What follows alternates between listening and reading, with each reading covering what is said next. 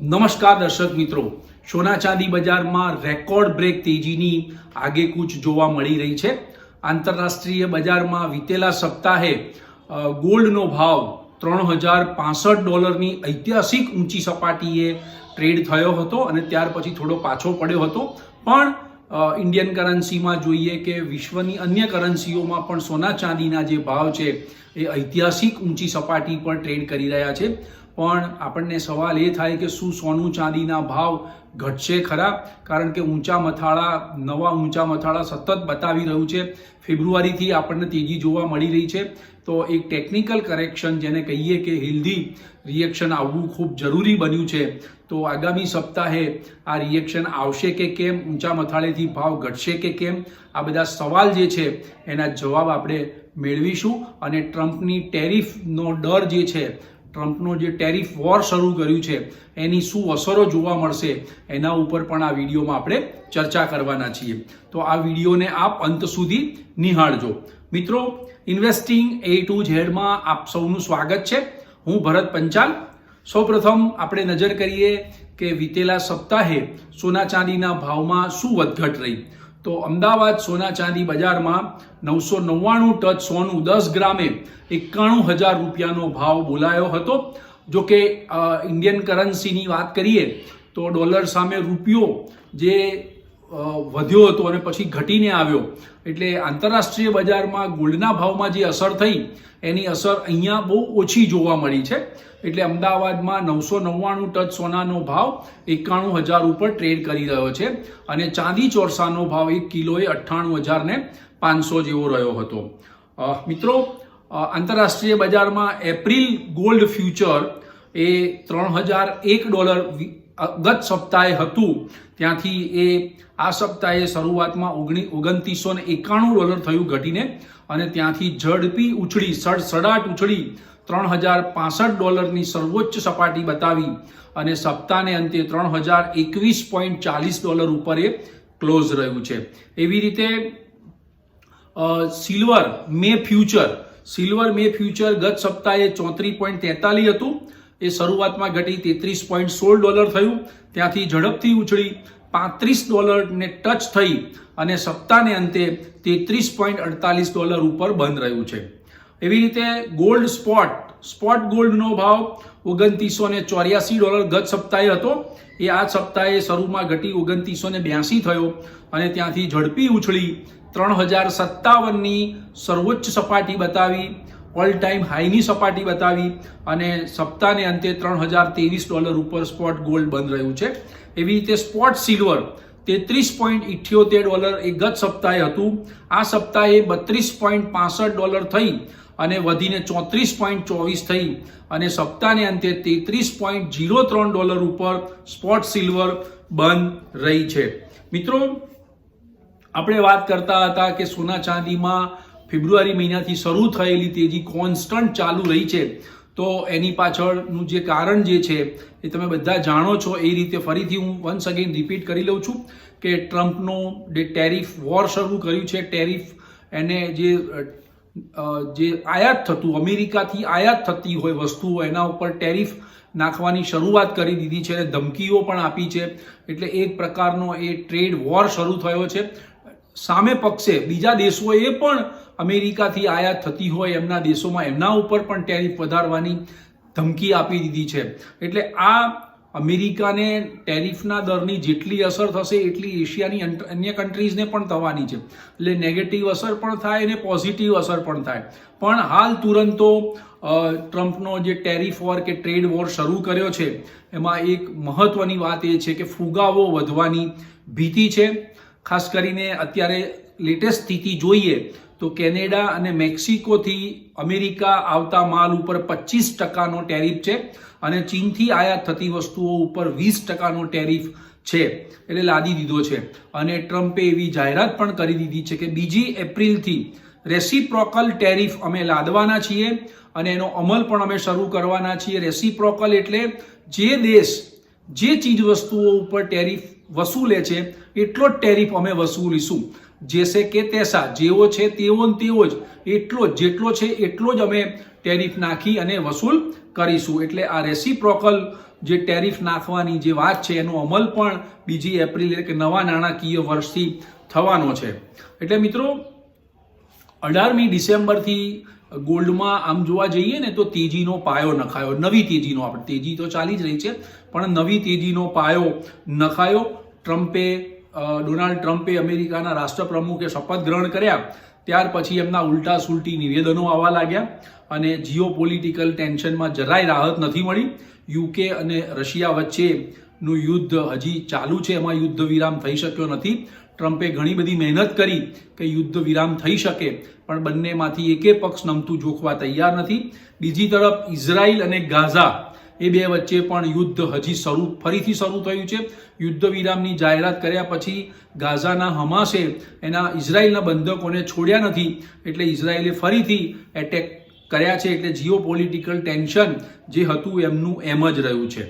પરંતુ મિત્રો આપણે વાત કરતા હતા જીઓપોલિટિકલ ટેન્શનની, તો વાત છે જ કે માર્કેટને ગોલ્ડ સિલ્વરની તેજીને એને પીઠબળ તો આપ્યું જ છે પણ સાથે સાથે મુખ્ય 3 કારણ છે. એક તો ટ્રમ્પની ટેરિફ નીતિ, યુએસનું નાણાકીય દેવું સતત વધી રહ્યું છે અને યુએસમાં ટેરિફ જો નાખવામાં આવે અને બીજા દેશો પણ ટેરિફનો લાદે અને એનો અમલ કરે તો ફુગાવો અમેરિકામાં વધવાની ચિંતા તો છે જ. એટલે આ 3 મુખ્ય કારણો જે છે, એટલે ફુગાવો વધવાની ભીતિ હોય ત્યારે ફુગાવા સામે હેજ કરવા માટે અને સૌથી સલામત રોકાણ તરીકે ગોલ્ડ અને સિલ્વર એ એક જ ઇન્સ્ટ્રુમેન્ટ છે કે જ્યારે ફુગાવો વધે ત્યારે એ હેજ કરવા માટે થઈને સોનામાં રોકાણ આવતું હોય છે. અત્યાર સુધી મિત્રો અમેરિકન સ્ટોક માર્કેટ પણ ટ્રમ્પના ટેરિફ વોરને કારણે ઘટ્યા હતા. એટલે ટ્રમ્પના સ્ટોક માર્કેટનું જે નાણું છે એ ગોલ્ડ સિલ્વર તરફ પણ આવ્યું છે. એટલે ગોલ્ડ સિલ્વરમાં પણ જોરથી નવું બાઇંગ જોવાયું. તમે જોયું હશે છેલ્લા 3 સપ્તાહથી ગોલ્ડ સિલ્વરમાં ભારે ખરીદી જોવા મળી. ઉત્તર અમેરિકન લોકોએ ખરીદી કરી, તુર્કીએ કરી અને ચીન પણ બાયર છે. સેન્ટ્રલ બેન્કો પણ સોનું આ ભાવે ખરીદી રહી છે, ઊંચા ભાવે. એટલે આગામી દિવસોમાં જોઈએ તો આના પરથી એવું ફલિત થાય કે ગોલ્ડ અને સિલ્વરમાં હજી વધુ તેજી થઈ શકે છે.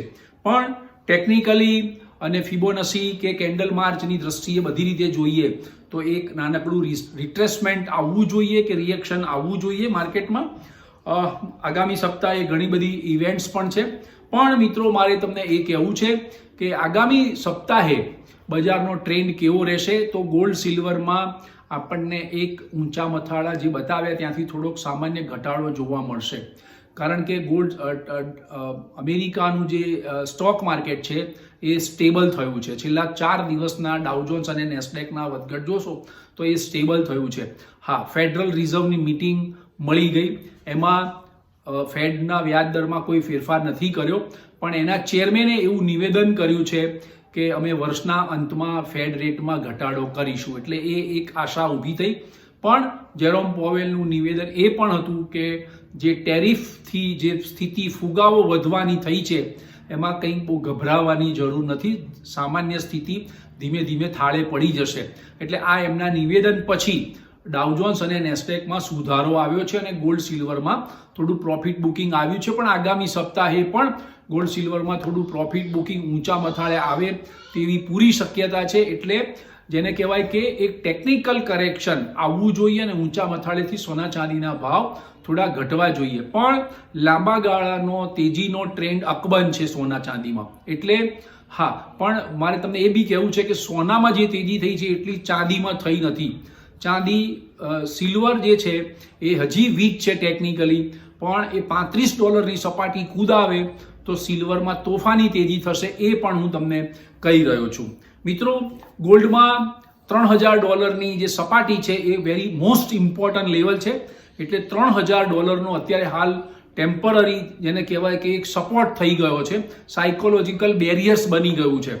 એટલે પણ જે રિએક્શન આવે તો 3012નો પહેલો સપોર્ટ લેવલ હશે, એના પછી સેકન્ડ સપોર્ટ લેવલ $3000નો હશે અને ત્રીજો સપોર્ટ લેવલ $2980નો હશે. એટલે આ બે લેવલ ઉપર ખાસ ધ્યાન રાખજો. આ મથાળે તમને ખરીદી કરવાની તક મળે તો સોનું તમે ખરીદી શકો છો. એટલે મિત્રો, આગામી સપ્તાહે ઘણી બધી ઇવેન્ટ્સ આવવાની છે.